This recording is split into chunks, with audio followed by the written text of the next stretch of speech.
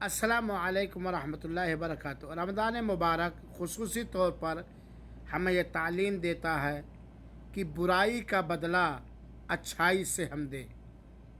अल्लाह के रसूल अकरम सल्लल्लाहु अलैहि वसल्लम की सीरत पाक है कि अल्लाह के रसूल अकरम सल्लल्लाहु अलैहि वसल्लम कभी किसी बुराई का बदला बुराई से न दिए, बल्कि अल्लाह के रसूल अकरम सल्लल्लाहु अलैहि वसल्लम हर बुराई का बदला अच्छाई से देते थे। अल्लाह ताला ने सूरह क़सस की आयत नंबर 54 के अंदर फरमाया, मोमिनों की पहचान वो क्या, वयदरऊना बिलहसनति अस्सय्या, अच्छे अंदाज से अच्छी बातों से बुराई को ख़त्म करते हैं।